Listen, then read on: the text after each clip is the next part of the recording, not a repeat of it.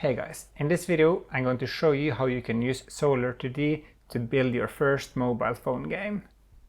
And after the video you will have something like this. So here you can see the game we are going to create. You can see the press to start, and when we click this you'll see the character down here, and then the enemies are coming at random positions from the top. So you just click the screen to move the character. So if you haven't installed Solar2D yet, then I suggest that you do that now. You can find the download on solar2d.com. Solar2D is a Lua-based game engine with focus on ease of iteration and usage. The game engine is fully open source and it's free to use. Okay, so let's get started building the game. Now I have started Solar2D, or Corona Simulator as it's called, because Corona SDK as this was called previously. So when this is running I can just click New Project and then type the name of the game here. And I can just say Asteroid Test or something similar. I set this to be blank and the phone preset is 320 x 480 and I want this to be upright. So when that is done I can just click Next, and then I have to select where on my Mac or computer I want to save this. So I'm in a folder here and I can just click Open. And then I get the project creation completed successfully. So then I can choose to open this in editor, or I can click Show in Finder so that I get to see the folder and all of the contents of this. And you can also see here that in the background the simulator started, where we are going to see the game when we are running it. So now I just want to open this in an editor. So I'm just going to use Visual Studio Code. This is free and it's my favorite editor to use. So you can see here that we got some folders and some files. The main.lua is kind of where the main thing starts. You can show things on the screen and similar. The icon PNG is just the badge you will see on your phone. The config.lua is where you set up, for example, the width and the height of the application, how many frames per second, if you want high resolution images and similar. So it's a little bit configuration for the game. Build.settings is also sort of settings for the game. As you can see here, you can see that we set the orientation. We want portrait and not landscape. Then you can set the permissions for Android. You can set permissions and similar for iOS. What plugins you want to use, if you want Google Analytics or Game Center and similar. And then you can also see here that we are excluding some files. So we will come back to these later. Then we also have the launch screen, which is images for iOS when it's launching. Same with the images, that's badges for the iPhone, and Android is images for the Android phones. We are just going to focus on the main.lua today. So first I can just remove this, and every time I save I can go back to the simulator and hit Command R or maybe Control R or similar on Windows to refresh. So we can't see anything here yet, but that will very soon change. So we can begin by inserting the hero or the player, the main character, or what you want to call him. So to do that we create a new variable called local player equals. So now we define a new variable called player, and now you just want to show this as a simple red square. So to do that we say display, because we want to talk to the display, new rect. So we want a new rectangle. And then here we need to specify the place we want to insert this on the screen. So let's say 100 pixels or points from the left side, 50 from the top, and we want this to be 40 points wide and 40 points high. So if I save this now and refresh, you will see a white square. Nice. Maybe we want to set this to be a red or similar. Then we can just say player.fill equals, and then we set the color here. So this is RGB colors from 0 to 1. So if I set this 1, this 0 and this 0, then we will have red 1, blue 0, green 0. So if I save now and refresh, it will be red. If I say 0.5, it will be a darker type of red instead. Nice. So that's not a lot of fun yet. maybe we want to insert this on the middle of the screen. So then we now need to know how can we find the middle of the screen. So let's go to Google and search for this in the documentation for Solar2D.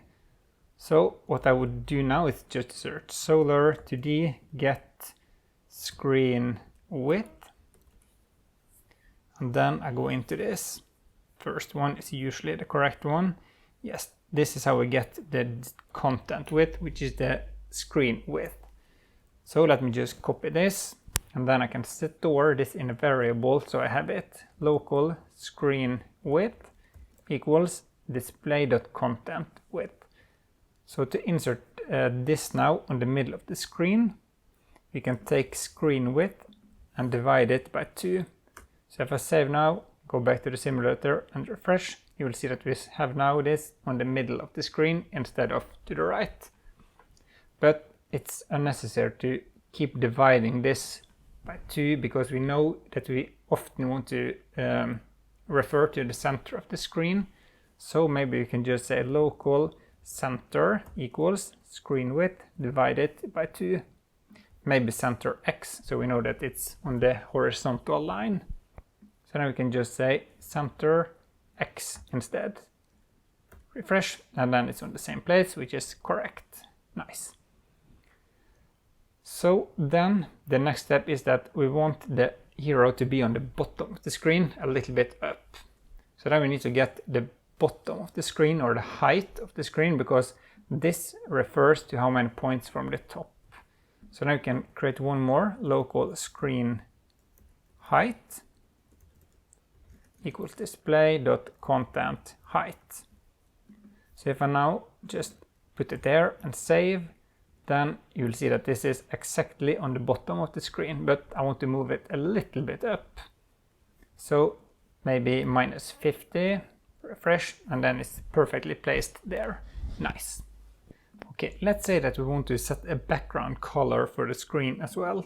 Let's add this above the player, because the way Solar2D works is that it starts at the bottom and then add things more and more forward.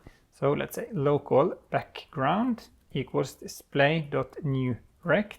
Then we want to set this on the middle of the screen, center X, and the same with center Y. So we have to create this as well, center Y, and this should take the screen height and divide it by 2.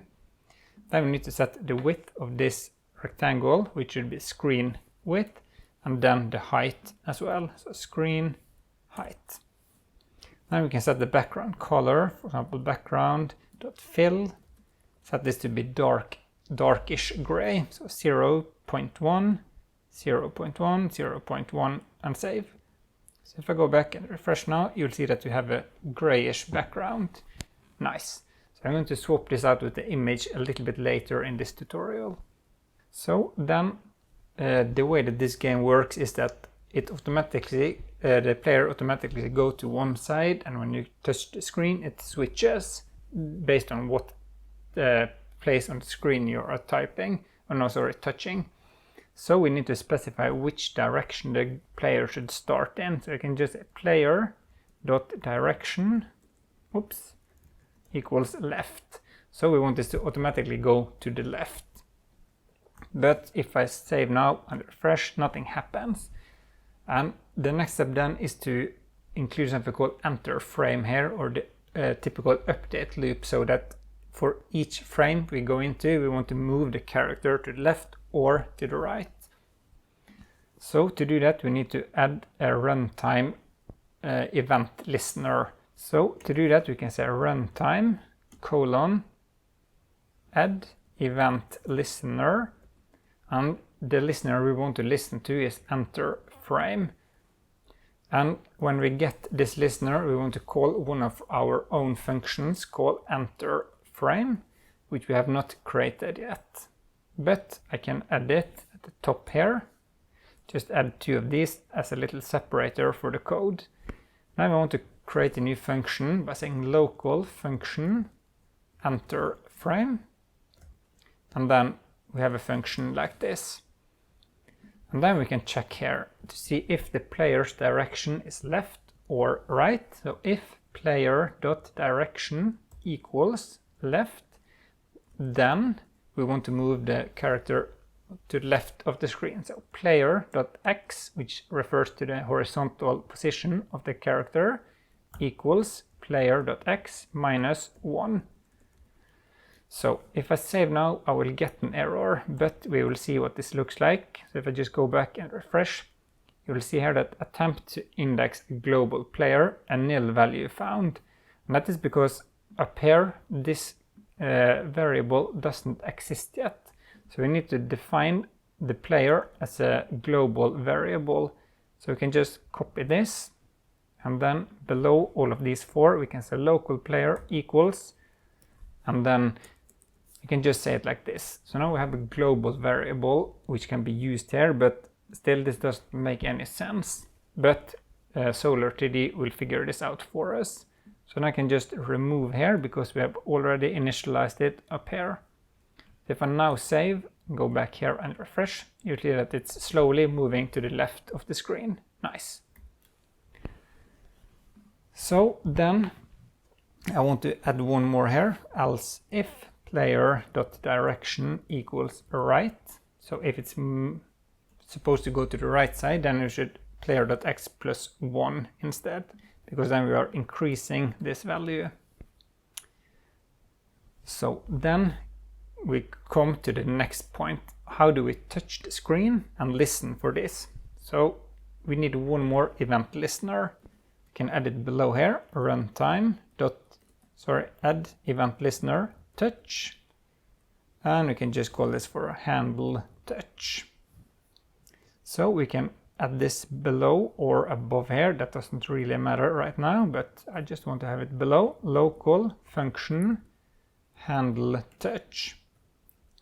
And then in here we get a parameter automatically from Solar2D called event, and this has information like if the touch just started, if you moved, if it ended, where on the screen, and similar.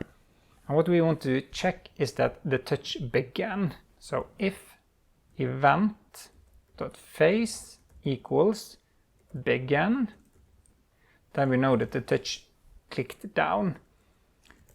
And then we want to check if the touch is on the left side of the screen or the left side of the screen. Actually, since we're just changing direction, this doesn't actually really matter. So we can just say if, no, sorry, here you can check, sorry, if player.direction equals left, then player.direction equals right. Else player.direction equals left. And so if it's left, we set it to the right, and if it's not left, then we set it to left. So let's save now and try this. So if I click, you can see that this automatically changes the direction of the player. Nice. So now we have an event listener, so we can update the position, and we can also tell the game which side we want to go to. Nice. Okay, so then the next step is to add enemies. I want enemies to come down from the top at a random position. And I want to do this 1 time per second, or 60 frames. So let's create a new variable here called local spawn enemy. Set this to 0. And then for every time we enter the frame, we increase this by 1. So spawn enemy equals spawn enemy plus 1. Now you can check if spawn enemy is greater than or equals to 60, because you have 60 frames per second, then we can call a function called add enemy. And then we just end this. So what happens now is that every time this is above or equals to 60, we call this function. So we need to make sure that when we go to this function, let's create it, local function add enemy function. Then in here we say spawn enemy equals 0. So if I then in here say print add enemy, so we can just try to send this information to the console here. So if I refresh now, you'll see that there, add enemy, 1 time per second, we call this function. Nice. So then we want to add an enemy here and send it below, so downwards on the screen. And to keep track of all of the enemies, we need something called a table. So we need to create this local enemies equals, and then these curly braces refers to a table or a list or an array or whatever you want to call it. In Lua we call this a table. So then in here we create a new object, local enemy, which will just be in this function. So I just call it this. Then display.new rect, and then where on the screen, for example 40 from the left and minus 50, so it's spawned above the screen. You can set this to be 20 times 20, and then we want a color for this, enemy.fill equals 0, 1, 0, so then it's green. And then we need to append this to the list of enemies. And to do that, we can just say enemies, and then we have these brackets, hash enemies plus 1. So now this will be inserted at number of enemies plus 1. Right now we don't have any enemies, so this will be placed on number 1, the number 1 slot in this table, equals enemy. So once per second now, this enemy will be added to this. And then we want to loop through this list of enemies and send them down on the screen. So let's do that below here. Just want to add these comments here for some separation. And then to loop through them, we can say for I equals 1. So we want a for loop to loop through this table. And then number of enemies, do, and. So for I equals 1, number of enemies. So this is a range from 1 to, for example, 10. If 10 seconds, then there are 10 in this here. And then we want to get the enemy from the table by saying local enemy equals enemies hash ei. So then we get the enemy on the current iteration of this for loop. And then we want to increase the y position for this. So enemy dot y equals enemy dot y plus 2, for example. So if I save now and refresh and wait a little bit, we'll start to see enemies coming down here. Nice. But what we need to make sure now is that when they get to the bottom of the screen, they are nulled out, so we don't move them more and we don't keep track of the collisions. Plus we need to make sure that the X position is random, so they don't all come down on the left side here. So you can begin with the position. So instead of saying 40 here, we can say math.random 20 and screen width minus 20. So then the random position goes from 20 pixels from the left to the width of the screen minus 20. So if I save now and refresh, you'll see that got one there, there, there, and then they're coming randomly in on the screen like this. Nice. So then the next step is to make sure that when they get to the bottom, we null them out and we don't have to think about them in the for loop down here anymore. So if enemy dot y is greater than screen height, then we say enemy colon remove self, and this will remove the object from the screen, but it's still inside the list of enemies. So when we try to do this, this will actually crash. So let's say n, and there, sorry, this will work, but this will not work. And we also need to say enemies I equals nil. So then we set the object inside here, so it's not the enemy anymore, it's just nil value. And then we can check here if enemy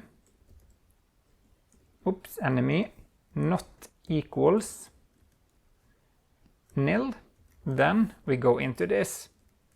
So then you check that if this isn't a nil value, then we can move it, and if it's going beyond the screen, then we set it to be nil. So let's save and refresh and see what happens when this reaches the bottom of the screen. Yes, so now they are removed and we don't need to keep track of them anymore. Oops, what happened? Okay, I think just the simulator. That did not work as expected. Okay, I will have to come back to this very soon so we can just continue on the game and handle everything else. So what I want to do now is that make sure that when a character, the player, and one of the enemy crashes, then you die. So we need to make sure that the game has a new variable, local playing equals true, and when we crash, this should be set to false. So then we stop the game.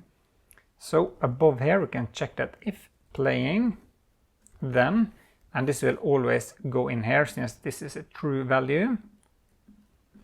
And then we close it below everything else inside the enter frame function. And then we need to create a new function for handling the crash. So after we have moved our enemy, we can say handle crash, and then we pass in the enemy. And the player variable is global, so we don't have to think about it here. So let's create this function. We can add it above the enemy, local function and here we can say object 1, for example, and object 2. So I need to change this a little bit. So here we can pass in the player just so it's easier to keep track of everything there. So enemy and player. And then up here we need to check that if the object 1 actually exists and object 2 actually exists, just to make sure that everything there is working. Actually, I want to rename this to has collided to check if 2 has collided, because we don't know that they actually have crashed yet. So if one of these doesn't exist, then we just return false, because then they are definitely not a collision. And then we have a little bit of a long check here. So first we check if the collision is if there is a collision on the left side.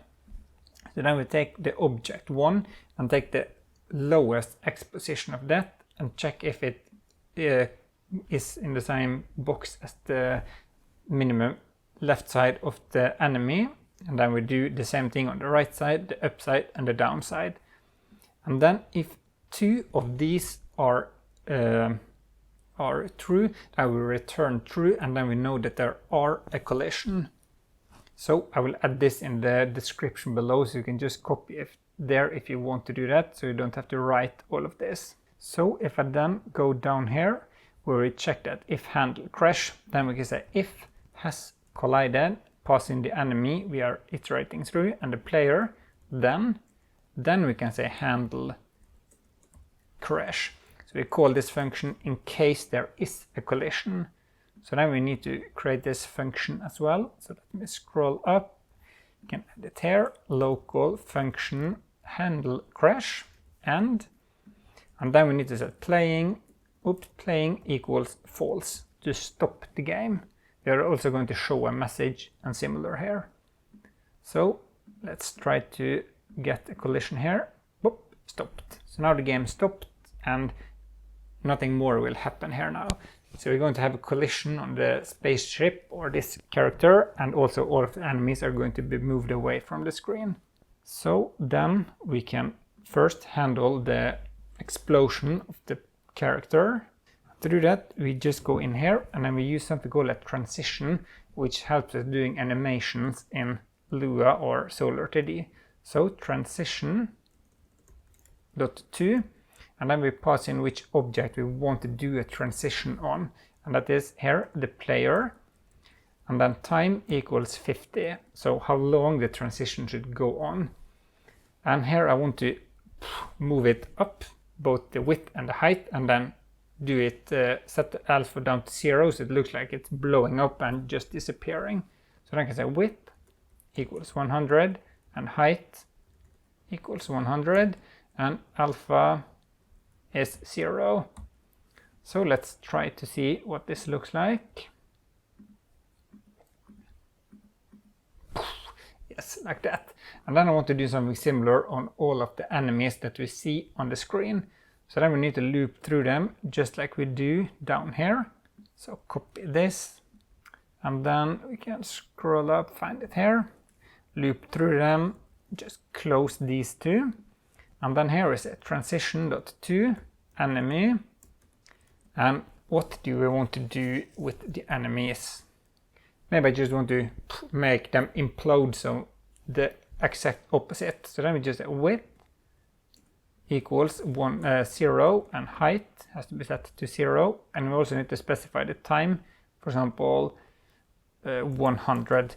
The time is default set to 400, but that is a very slow animation and it won't look good in the game. So let's try to do this as well.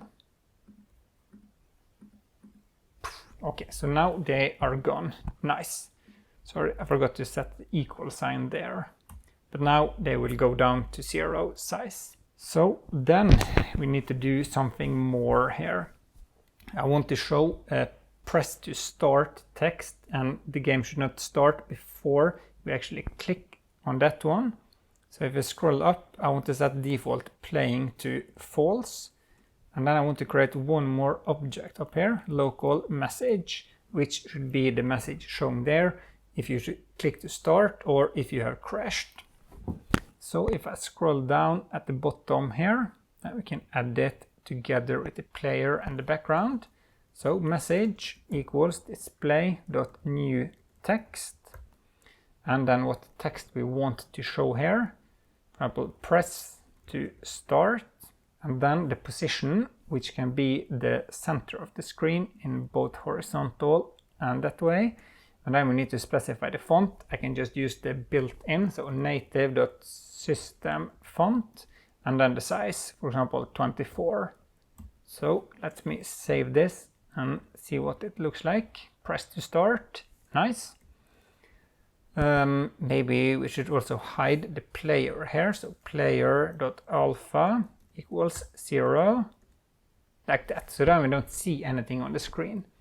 But when we now click the game, we should remove this and we should also show the player.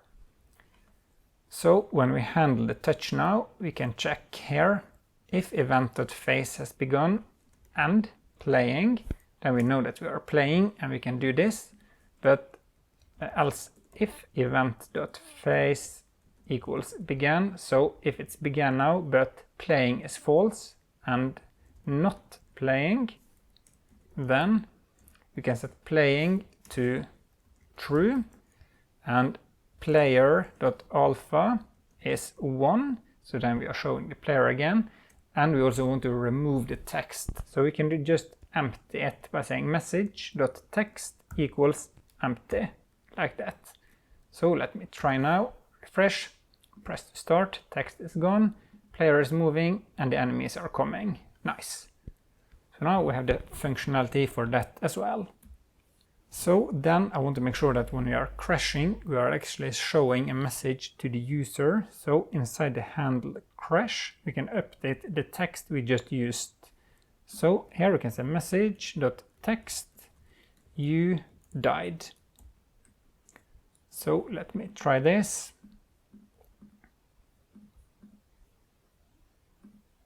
Yes, you died. Nice. So then the next step now is to make sure that if we reach the left side of the screen or the right side of the screen, you also die. So we can do that inside the enter frame. So if player.x is lower than 0 or player.y is greater than screen width, that means that we have reached the side. Then we can just call handle crash and it will work for us. So let's refresh. Okay, there's something wrong. So if it's lower than 0, or sorry, player.x, not the y position, of course. So refresh, and when I reach the side there, you died. Nice. So that means that that is working as well. So maybe it's time to switch out the graphics. So I found everything on Open Game Art. You can go there and just search for spacecraft and the stars and similar, and you will find the same thing that I have. So I've created an empty folder here called assets, and in here I have a background image, which will be the star background. I have an enemy ship and a player ship. So we can begin by inserting the background image. So if I go back to Visual Studio Code, then I scroll down and I find where we added the background here. So let's just create a new background here. Local background equals display.new image rect, because I want to insert the image rectangular. And then here I specify what image I want to insert, and that is assets/background.png. And then I need to specify the width and the height of the image, or how you want to insert it. So I can just say screen width and screen height. And then I can remove this, and I don't want to fill the background anymore. So if I save now and go back and refresh, it's automatically inserted there, which is in the middle of the image. But I want to have it centered on the screen on both directions. So to do that, we can't fill it in here, so you need to set background.x, center x, and background.y, center y, and save. So refresh, and then we have this beautiful background. Nice. So we can also switch out the image for the player. So player equals display.new image rect assets/player.png, and I want this to be 40 times 40. And then we can specify the x position and the y position, center x, and player.y is screen height -50.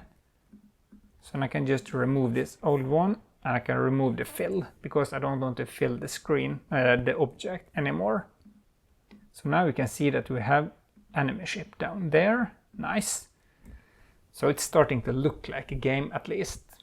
And then it's time to switch out and show the enemy's ship as well.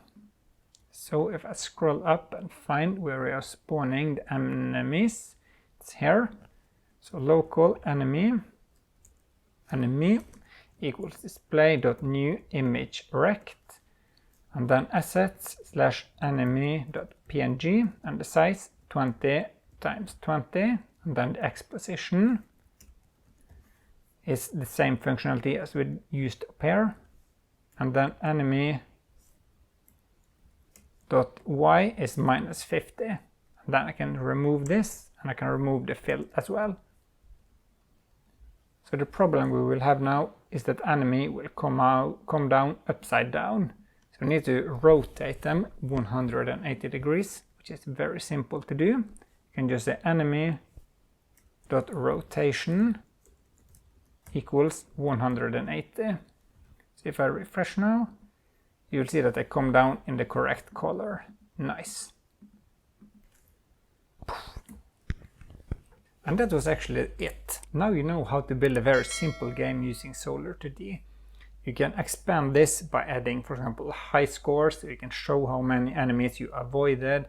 Maybe you can add shooting, so you can shoot the enemies. You can add multiple types of enemies, and similar. There are tons of things you can do here. Maybe you can add a real menu scene, so you can transition to the correct game scene, and similar. But I hope you like this and its simplicity for how you can build mobile games using Solar2D. If you want more content like this, you need to subscribe to my channel, and also remember to click the bell so you get notification when I publish new videos. See you in the next video.